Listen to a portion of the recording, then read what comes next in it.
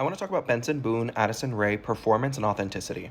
Over the last couple of days, I've seen a lot of videos about Benson Boone where people are saying that he's sort of performative, that his spirit is not authentic, that he has sort of crafted and molded himself into this jumpsuited creature to win over the American public, right? And as someone who's talked a lot about authenticity and performance on this account, and I've written about likability and authenticity in grad school, this is something that's like right up my alley because it is the intersection of like celebrity and all of the stuff that interests me, right? There's two interesting things about the discourse to me. One is that unanimously everyone has decided that he is being an authentic, that this persona is very like put on for attention. And it is interesting to me because normally celebrities and especially musicians will do this. I have a lot of examples after this, will do this where it's like the rebrand thing or the era thing, right? Musicians are known for their eras, right? You can look at Madonna, you can look at Taylor Swift, you can look at Beyonce, the way that their aesthetics and sounds all shift between eras. It is not surprising to me that someone who was raised in a sort of very closed off very religious community doesn't seem to understand how to win over people in the general public, right? And like sort of the Imagine Dragons thing and sort of the like Ryan Tedder thing and all of this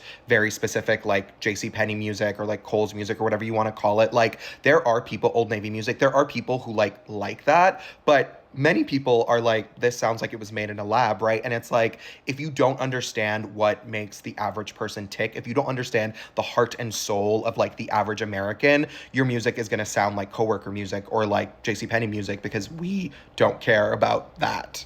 Even if he is sitting and writing and performing all of those songs himself, which I don't believe that he is, but he might, I'm not going to take that away from him. There's no grit. There's nothing to grab onto there. It all feels very shiny and polished and fake. And it is sort of like a copy of a copy, and it's not interesting to the average person. It's sort of the uncanny valley thing where you can't really explain why you don't fuck with it, but you just don't fuck with it, where it sounds sort of off, like the performance is a little off, like it doesn't feel like a real person. I'm not saying that he's like a robot or whatever. I'm just saying that it is not surprising to me that he is like from Utah and like is doing this.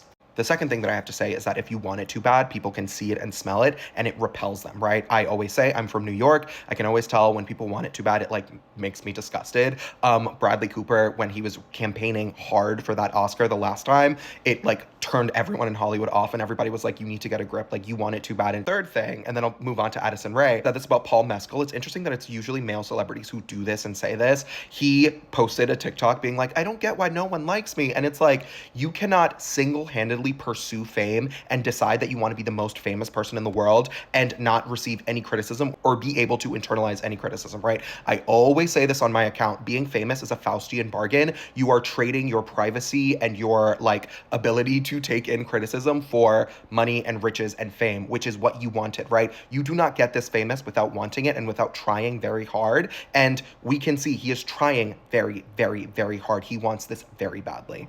If you want to be this famous, people are going to talk shit about you. Take the L, move on.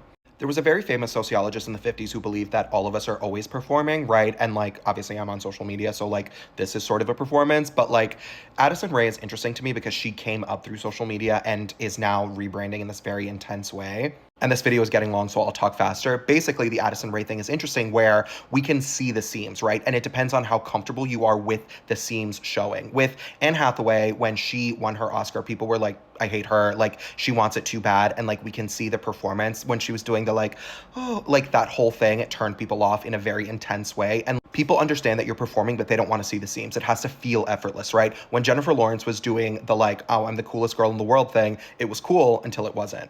When Harry Styles was doing the, oh my God, I'm so quirky thing, it was cool until it wasn't, right? There are so many examples of celebrities doing this where they sort of will pick a personality and ride it. And then we obviously know that they're performing it, right? They have to do it on talk shows and in front of fans and like when they're performing, and we get it. But then as soon as it slips up a little, we're like, oh. When Christina Aguilera came onto the scene, she looked like this. And then she looked like this, right, in her stripped era. She was sort of setting a cultural trend. Addison is following a cultural trend, and I think that's where a little bit of the tension is. Miley Cyrus looked like this in 2012, and like this in 2014, famously her black/bangers era. People didn't like this rebrand because A, it didn't feel authentic. B, we could see the seams, right, where every time she showed up, she was twerking and her tongue was out, and we were like, girl, what is this?